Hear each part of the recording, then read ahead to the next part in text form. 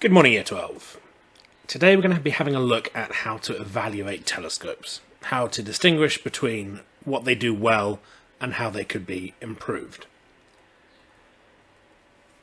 We're going to start out with a couple of prompt questions. I'd like you to take a few minutes to think about them and write down your initial thoughts. So pause the PowerPoint now, write down your thoughts on these two questions. What does a telescope actually do? And what can make a telescope more or less effective?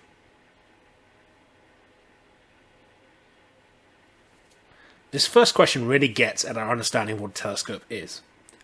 I imagine lots of us have probably written down something like, it magnifies an image. And that is true, but it's actually not the primary purpose of a telescope. A telescope is there to collect a large amount of light from faint objects and to concentrate that light so those objects become more visible. Its ability to do that effectively determines essentially how good the telescope is. We're going to have a look at three separate factors that affect how effective a telescope is. The first factor is its size. Big, good. And that's because a larger aperture size will collect more light. It will do more of this concentrating of the light. So you'll be able to detect fainter, more distant objects. The second thing that determines how effective a telescope is its resolving power. How sharp is the image? We'll get into a lot more detail of this in a second, but think of it similar to resolution on a phone screen, for example. Higher resolution means you can see smaller details on the objects. And finally, magnification. Yes, telescopes do magnify images. But it's actually relatively easy to change the magnification of a telescope, because it's about the combination of the objective and eyepiece elements. Let's have a look at these one by one. So, new keyword, light grasp. Light grasp is a measure of how much light you can capture into the telescope. So, the larger the area of the objective element, the lens or the mirror, the better it is at capturing light and seeing fainter objects. And the important piece of information here, the thing that will be tested in your exam, is the concept that the light grasp is proportional to area, which means it's proportional to radius squared. So if you double the diameter of your telescope, you will quadruple the light grasp. Slight aside about field of view. If you have a large field of view, you can see a larger proportion of the night sky. If you have a smaller field of view, you can see a smaller proportion of the night sky. But obviously, this is related to magnification, so it's not, in and of itself, a way of evaluating a telescope. That would be a large field of view, and that would be a small field of view. Hopefully you can see that the smaller field of view is more magnified. This is the formula we use for magnification. Magnification is equal to the focal length of the objective element divided by the focal length of the eyepiece lens.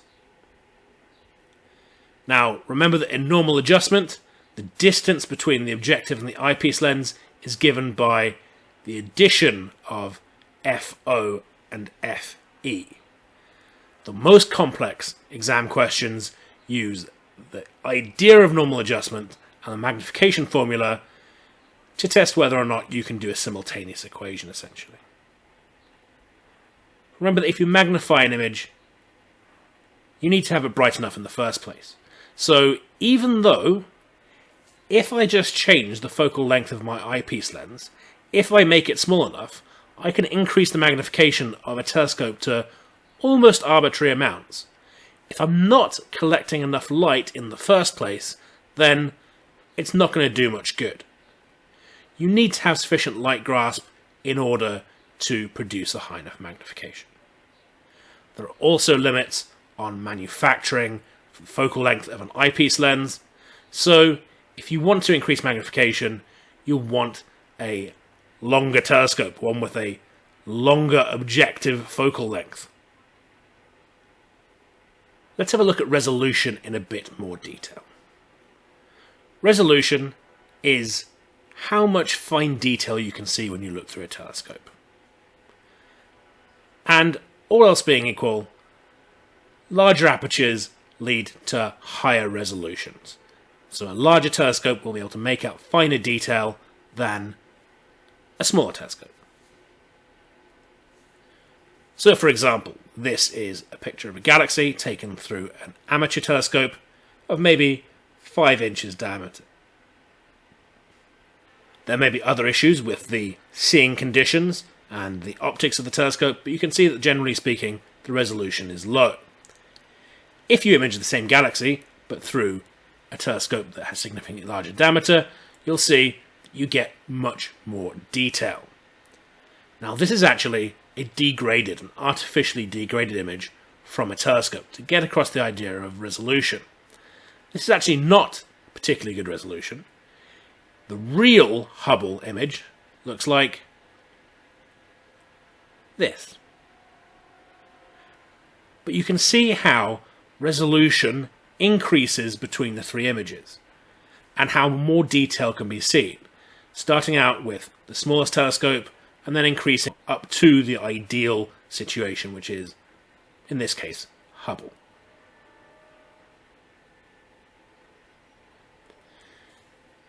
This image also helps to understand what resolution is. Again, this is entirely artificial, but you can see that if you had an identical image being produced, but you were looking at it through different aperture telescopes, then you'd get images that were sharper or blurrier depending on how large the telescope was. A would be produced by a small diameter telescope, D by the largest diameter telescope. To understand why this happens, we need to go back and think about waves a bit. When light travels through the aperture of a telescope, it's going through a gap, so it will diffract to some extent. Even if you're looking at a single point source, you'll get rings, you'll get a diffraction pattern being produced. When you have two sources of light near to each other, because they're being diffracted, because they're producing this diffraction pattern, the overlap of the pattern will become important. Remember, this is from a point source of light. It has no actual spatial extent, but it appears to because the light is spread out when it comes through into the telescope. And usually we refer to the resolving power as the Rayleigh Criterion, sometimes also called the Dawes limit. In astronomy, it's about the ability to distinguish between two closely related stars, two stars that are right next to each other. Can you separate them from each other, or do they just look like a single star? Hopefully the diagram shows the rough sort of idea. If two stars are too close to each other, then they'll merge into one and look like a single object. This diagram gives an idea of what the Rayleigh Criterion actually is. If you have two sources of light that are right on top of each other, then you'll not be able to tell that they are two sources. If, however, the first diffraction minimum corresponds with the maximum of the other, you'll see that we're at the Rayleigh Criterion. We can just resolve the 2 points of light. There's a little dip in between the two of them. If they're further away than that, then they're clearly resolved. And this is the formula that we are given. The one on the left is the more precise formula that we'd use if we were doing this at degree level, or if we were doing, let's say, an astronomy A-level. But the one on the right is the one that's given to us at A-level physics. So the angular resolution, the smallest angle that can be distinguished, is proportional to, roughly equal to, the wavelength of the light divided by the diameter of the telescope. So if I increase the diameter of the telescope, then I can tell apart things that have a smaller angular separation, have a higher resolution. Alternatively, and this is important, it does matter what the wavelength of the light is that we're actually looking at. So if I'm looking at an X-ray source, then I'll have a much better resolution than I will do if I'm looking at a radio source, because X-rays have that smaller wavelength.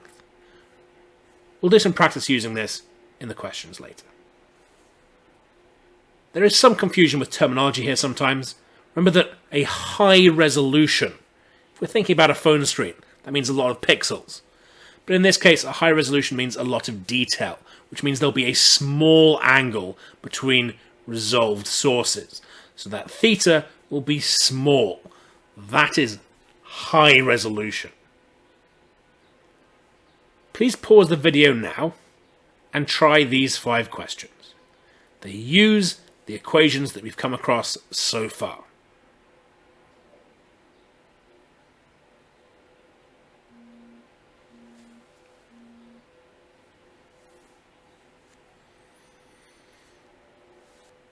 Self-assess your answers, and if you're not sure, go back and re-watch the relevant part of the video. Okay, next we're going to very briefly think about the balance between refractors and reflecting telescopes. And as ever, there's an XKCD for that. This is one of my favourites. You probably won't be asked which is better. It is subjective, but even though it's subjective, the reflector is better. Sometimes subjectivity is just objective. To understand why one is better than the other, we need to have a look at a few of the common problems with both of them. So, sometimes these are called aberrations. Spherical aberration occurs because if you make the simplest kind of lens or mirror, one that is forming the surface of a sphere, very easy to make, unfortunately, it doesn't actually bring all of those rays of light to a focus at a single point. So rays that are further away from the principal axis actually come to a focus closer than the rays that are nearer the principal axis. You can see this in the second diagram. What does this mean? Well, it means that your images are going to be slightly blurry. There's a very simple solution to this, which is don't make spherical mirrors or spherical lenses, but for very simple telescopes, for consumer telescopes, they are much easier to make. The most famous case of an aberration, and it wasn't a perfectly spherical aberration, but it was an aberration in the construction of a mirror, was the Hubble Space Telescope. When the Space Telescope was sent into orbit, it was found that actually the images were quite poor. Very poor, really. No better than what we could have got on the ground. And it turned out that there had been a very, very, very slight fault in the manufacturing of the mirror. A tiny piece of paint had chipped off one of the lasers that they used to measure the distance between the middle of the mirror and the side, and so there was a very small number of microns difference in the curvature of the mirror relative to what it should have been. And that led to very, very poor results because of this aberration in the shape of the mirror.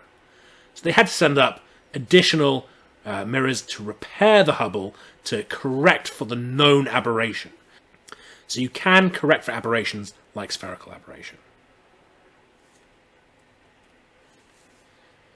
Chromatic aberration is complex to correct for, and this is an important difference between refracting and reflecting telescopes. When light travels through a lens, it is brought to a focus at the focal point. But the speed of light in the glass is different for different wavelengths of light, so they refract at different angles. We know this because a prism splits light into its spectrum. So as the light travels through the lens, you'll get different focal lengths for different wavelengths. There'll be an ideal, but it'll never be perfect. So, for example, you can get blue or purple fringing around the edges of your astronomical objects. If you look at the moon on the left, you can see some blue fringing down on the bottom side and some arguably reddish, yellowish fringing in the top right. This effect only occurs with refracting telescopes. Reflecting telescopes are immune to it, because mirrors don't care what the wavelength of light is, they treat them all the same. There are ways around it. You can use lenses called achromats. They can bring specific wavelengths to a similar focus. There are materials you can use that reduce chromatic aberration, but fundamentally it's a problem that refractors are going to have to deal with.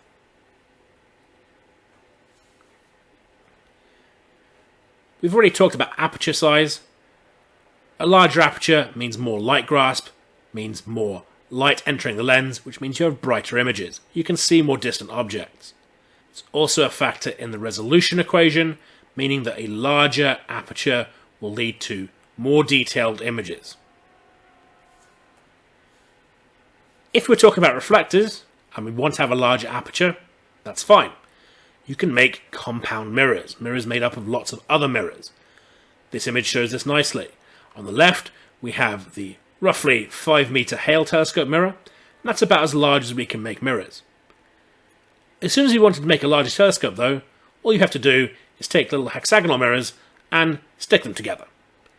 The 30-meter telescope is under construction now, and you can see that you can make arbitrarily large telescopes. If you want to see something funny, you can look up the overwhelmingly large telescope, the Owl.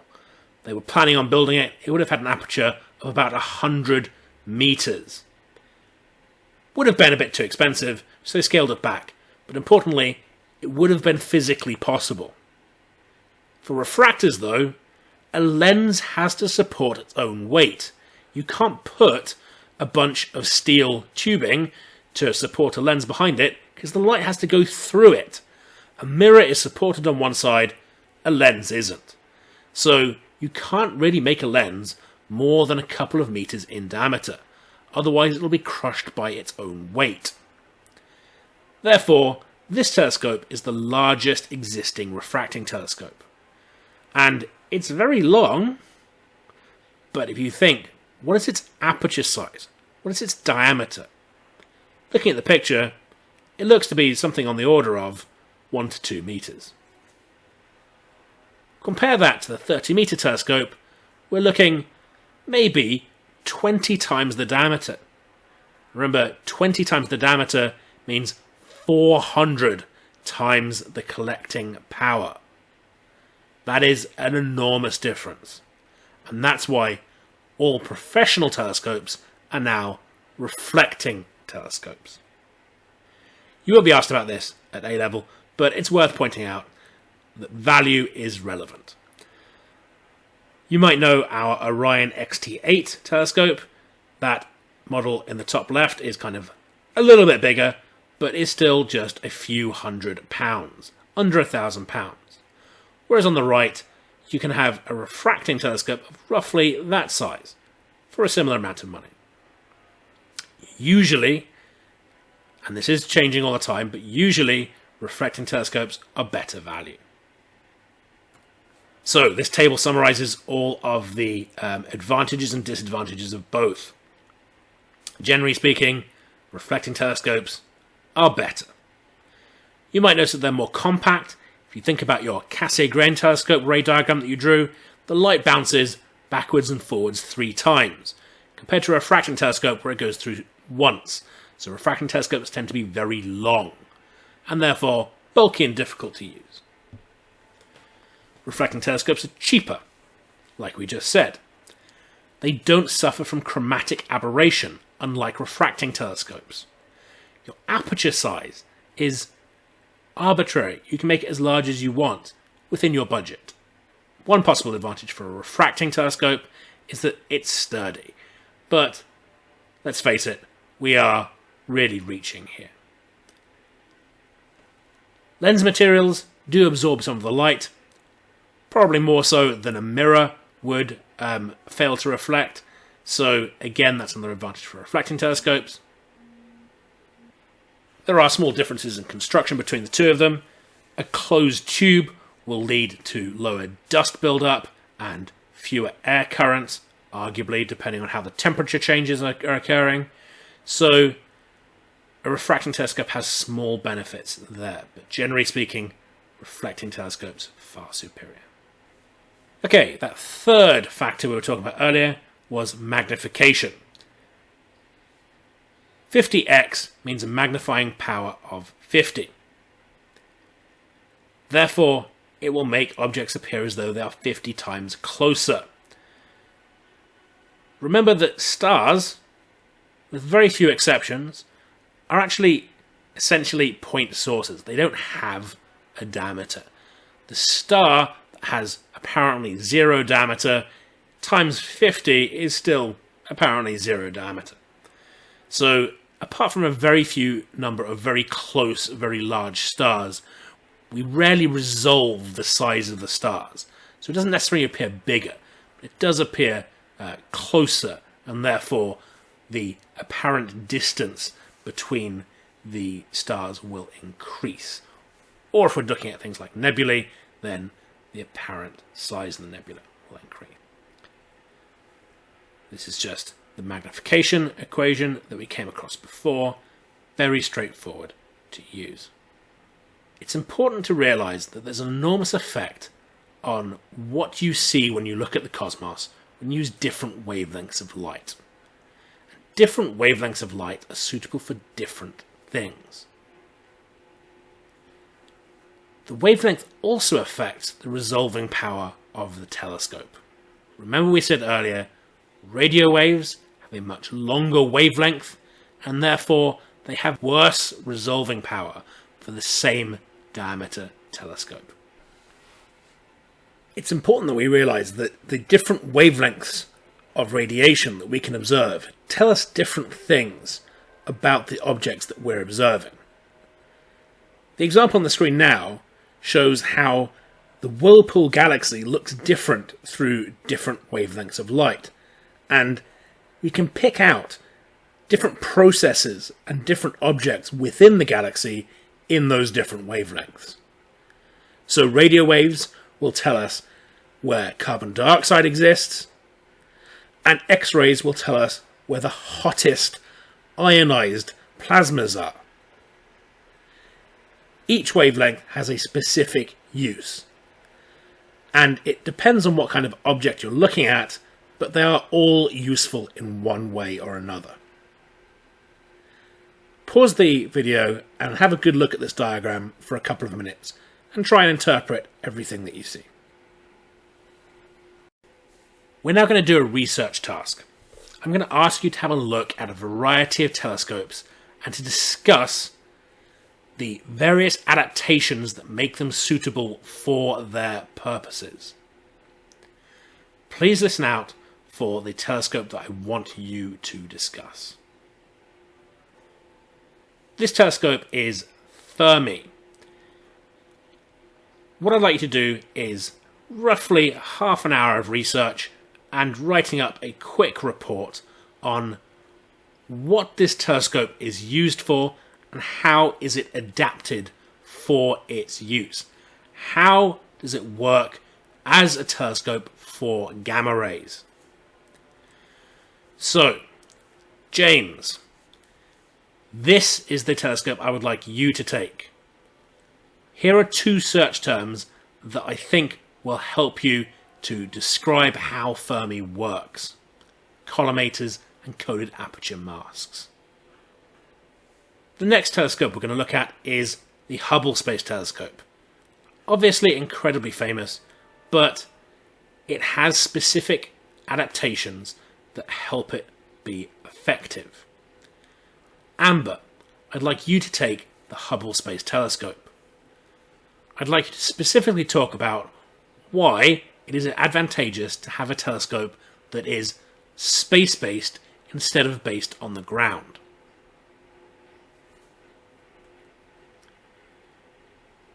Joe, I'd like you to take the Keck telescopes, Keck 1 and Keck 2 on Mauna Kea.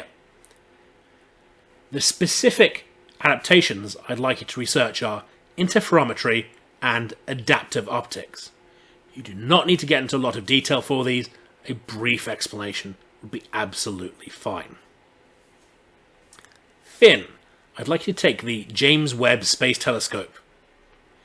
This is Hubble's successor, but it doesn't operate in the same wavelength bands. It's primarily an infrared telescope. So the adaptations I'd like you to research and explain are active cooling and its sun shield. Tell us why these things are important. Sam, I'd like you to describe the adaptations of either WMAP, the Wilkinson Microwave Anisotropy Probe, or Planck. Either of them will work fine because they have similar adaptations. So, why are they space-based, and why do they have a carbon fibre mirror? Carbon fibre is not reflective. And George, I'd like you please to research the 500 metre Aperture Spherical Telescope. FAST. This is a picture here. I'd like you to be able to explain why can we use perforated aluminium panels instead of a mirror, and what is a feed antenna? As a side note, I'd like you to be able to explain why is it so big? Pause the video now and please go and do your research task.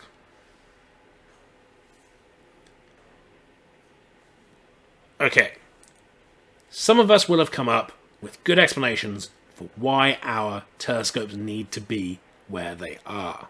So, for example, the Hubble telescope is in orbit, and the WMAP, or Planck, is in orbit. And there's very good reason for that.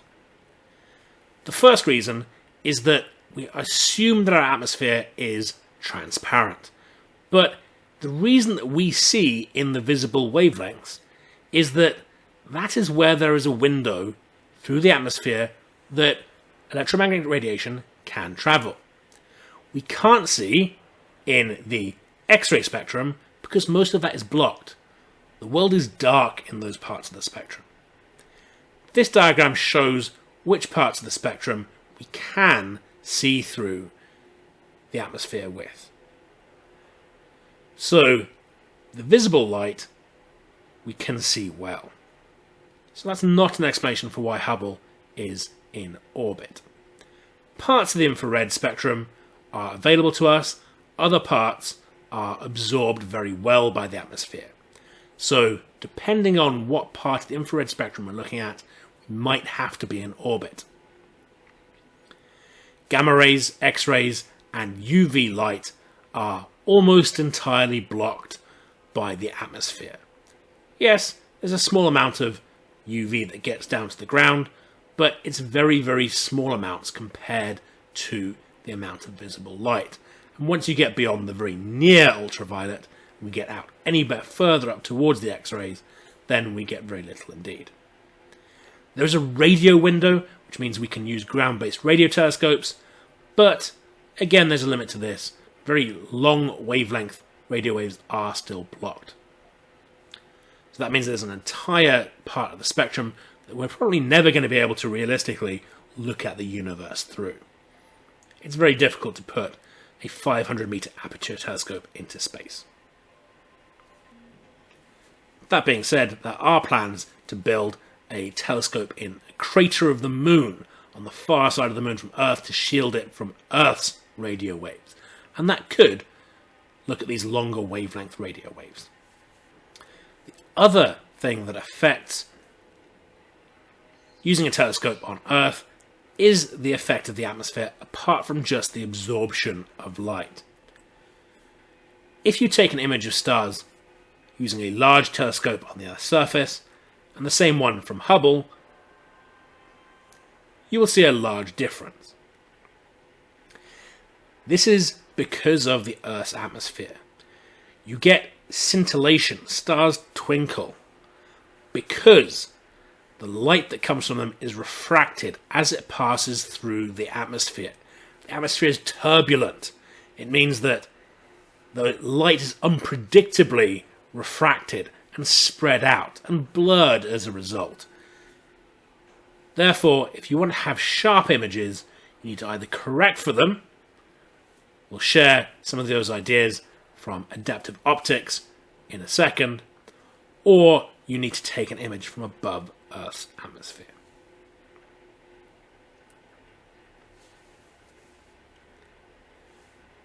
The other effect, of course, is shown in these two images. Light pollution and sky glow cause issues for telescopes. When thinking about where to site a telescope, you'd always put it as far as possible from civilization. This is why the Keck telescopes are on Mauna Kea in Hawaii, on top of a volcano, because they're a very long way away from civilization. It's why any UK-based telescopes are now completely useless if they're near cities. Going to Cambridge to use their large diameter telescopes is fantastic, but they can never be used for research. So all of the current research telescopes in the UK have been shifted to rural Wales or Scotland. Light pollution and sky glow is a disadvantage for optical ground-based telescopes.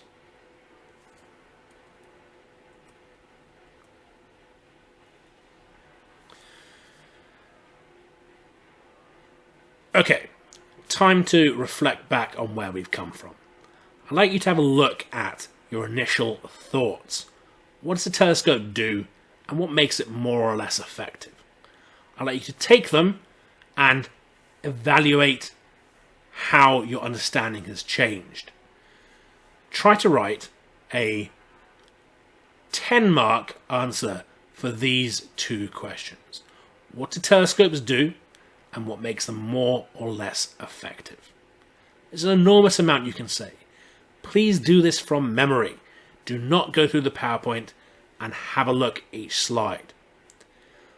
Once you've done that, you can go back and see if there's anything you've missed. I will upload the PowerPoint onto Teams. Please submit this using Teams. Thank you very much. I hope you're all well. Until next time.